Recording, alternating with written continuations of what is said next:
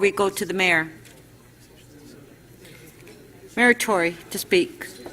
Well, thank you, Madam Speaker. And I have a motion that is put up that really just deals with the question that I addressed earlier in response to a question, which is to absolutely find out every possible way in which we can make sure if this revenue starts to come our way that we will be able to have it exclusively preserved for transit and transportation, and with no chance of anybody meddling with it, because I think it's very important for the public that they see that it is maintained in that manner, and that it's important to public confidence in what we're talking about here today.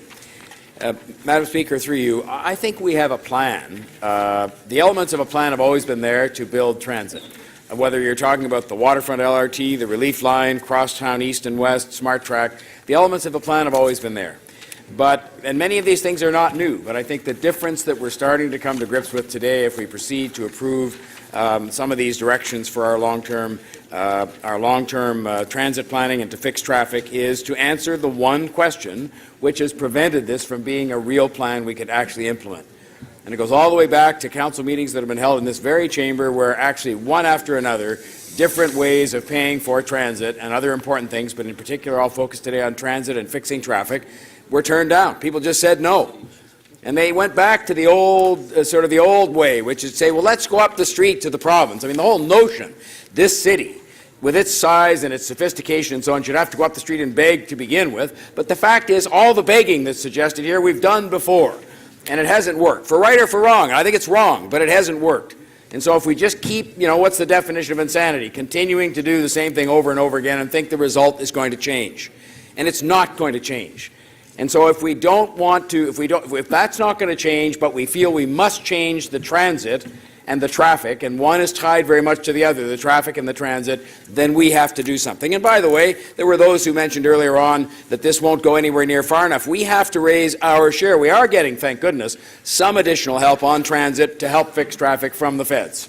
The province is making some investments, not enough, and we're nowhere near getting back what we put into this province and to this country from the people who live in this city. But the bottom line is we are now, I think, on the verge in the next few minutes to at least begin to make a solid start on answering the question, how are we going to pay for the transit that we so badly need to fix the traffic and to make sure the economy stays strong and to make sure families stay strong and that people have access to opportunity. I can assure you, I will, in my remaining time here, whatever that turns out to be, continue to be very focused, without apology, on efficiencies and on the modernization of the government. That is absolutely crucial because it's sensible and because people expect us to do those things. And you heard just today, in answer to some of the questions again, that there are things we're doing today that are producing savings today that are common sense and that are already producing millions of dollars. They said 2 leases that were collapsed today, I heard the example cited by the Chief Financial Officer, is saving us $1 million every year. And that's one small example of what we can do. And to those who scoff at efficiencies, I say scoff away. But we're going to modernize this government. We're going to make this government one that people can be proud of in terms of how it spends their money. But that doesn't take away from the fact that we need to have this money, these huge capital dollars, to build transit. And so I made an honest choice after careful consideration, an honest choice, because the dishonest choice is to say, let's just do nothing and hope for the best. That's the dishonest choice. That's the choice that has people think they're going to get the transit and they're going to get traffic fixed, but they don't have to pay anybody, anytime, anywhere. That's dishonest. And I will not do that. And so I had a choice. Choice 1, dramatically increase property taxes. You heard the magnitude of the increase referred to today.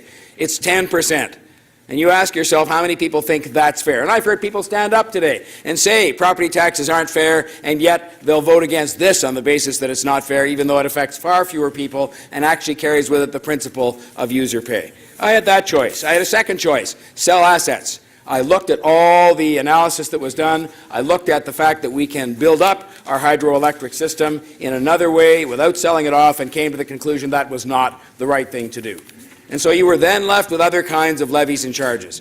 And quite frankly, this one, well, somebody said earlier on, they all have with them certain elements of either unpopularity or things that people don't think are just right or that they affect some neighborhoods more than others. This one seemed the fairest in the circumstances, and certainly fairer than some mythical notion of going up and saying, here, take back the TTC. We don't want it anymore. And that, you know, if they took it, which we all know that's not going to happen, but if they took it, the very same people, the minute they changed the Finch bus schedule, would be saying, oh my goodness gracious, they're running the TTC up at Queen's Park, it's terrible, they're insensitive, we've got to take it back because they don't address local concerns.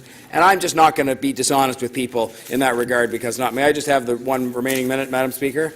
She's talking to somebody else, and so she said yes. Ladies and gentlemen, decades of inaction are costing people jobs in this city. Decades of inaction are costing people jobs in this city. Decades of inaction are causing the quality of life in the city, as good as it is, to be at risk.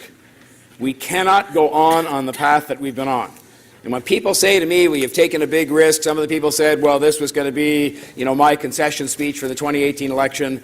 So be it, if that's the case, because at the end of the day, you never go wrong doing the right thing.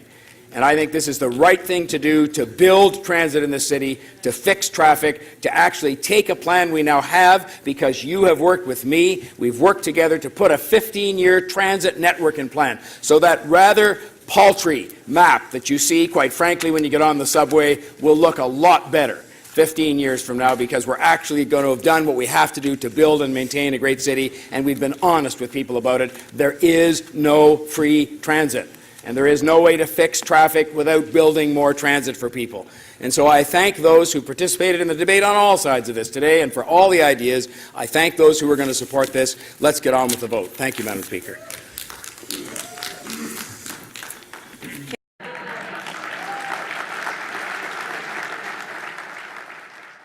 Now, the SmartTrack line will cost $8 billion.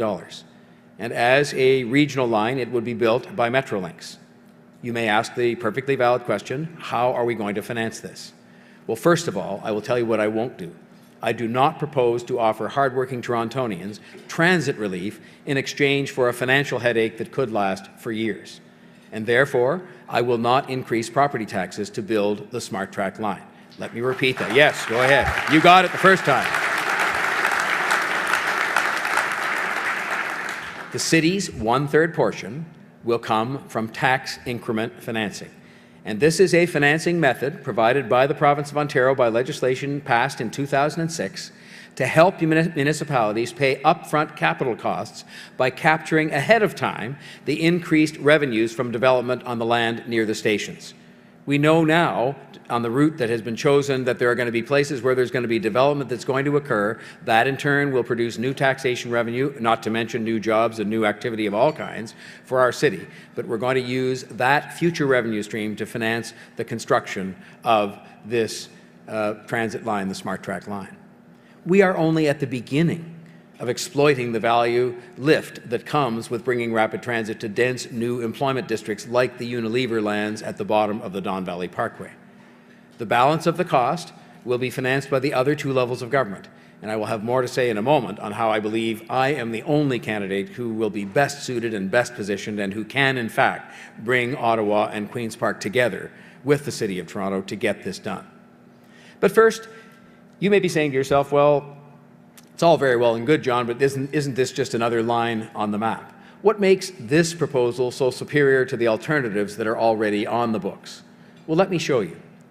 Imagine our current transit system as a funnel. So you can see on the diagram there that the funnel presently takes people on all kinds of buses and directs them in one of two places, either over to the Yonge Street subway line or down to the Bloor line. So pretty well everybody goes to Finch or to Downsview or to Kipling or to Kennedy on the buses, and then everybody gets on the North-South subway or the East-West subway, the two essentially that we have, and heads downtown. So that's why the real crunch is felt at the two midtown intersections, Yonge and Bloor, and St. George and Bloor. So let's take a look at the difference. The great benefit of the SmartTrack line is that it creates better and faster pathways downtown. So we've now got shown to you the SmartTrack line, and you can see the other patterns that start to give people an option to find other ways downtown. It's that traveler I talked about earlier who can get on the train in Rexdale or in Scarborough, Northeast Scarborough, and travel downtown directly and not have to go across or down to the Yonge Street line or to the Bloor-Danforth line. They will have new ways to get to Union Station, and there will be switch points too, by the way, with the existing transit system, one of them on the west side at Dundas West, and one of them on the east side at Main Street, so they can hook up with and intersect with the existing subway lines. But a lot of people are going to take, if it's for the price through an integrated fare system of a TTC fare, the train from Rexdale to Union Station directly. They will never get to Kipling. They will never get over to Finch. And that is why it is going to provide relief both for the Yonge Street line and for the Bloor-Danforth line and for those crowded interchanges in between, and it will be done in 7 years, not 17 years. We will have real relief on Yonge Street in 7 years.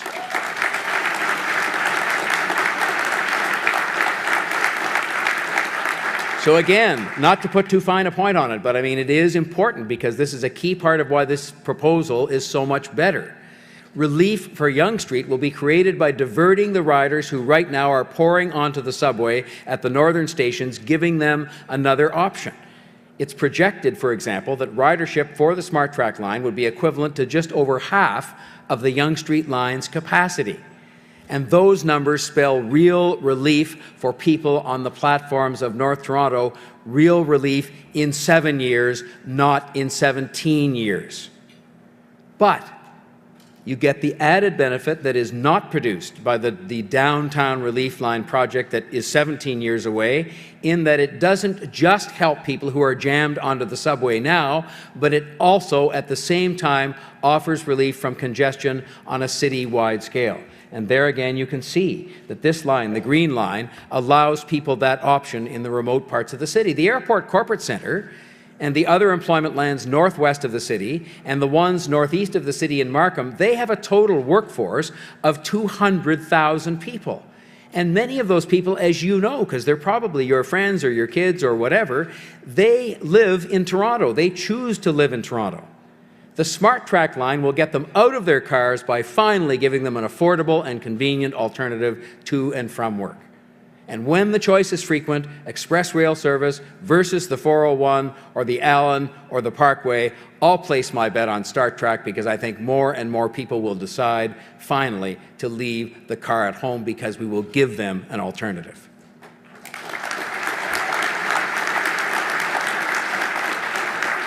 So this provides the relief, but it also brings frequent rapid transit to the corners of the city that have never had it before. Never had it before. Northwest Etobicoke and northeast Scarborough. And this is not only a matter of fairness in terms of the development of one city, but it's also a huge market of potential transit users who will be able to use this line to connect with employers and jobs in other parts of the city, not just downtown.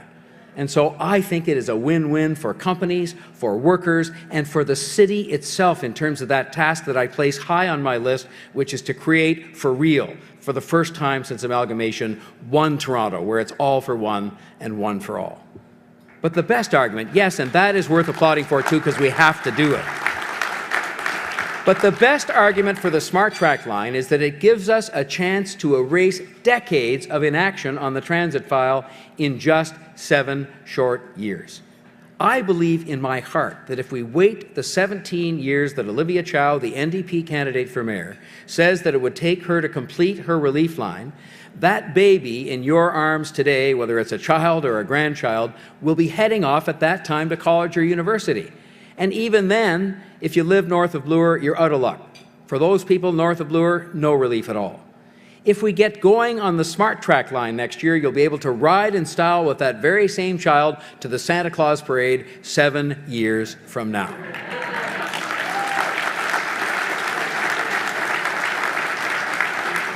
Now, the SmartTrack line is not a standalone idea. It is one of 3 priorities in my One Toronto Transit Plan, which taken together make this a whole plan.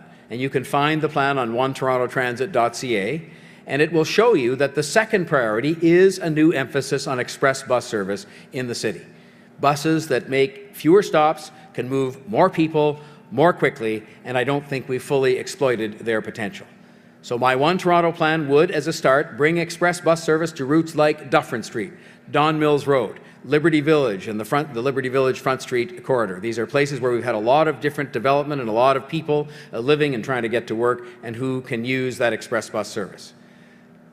The third and final priority of my transit plan is the Scarborough subway.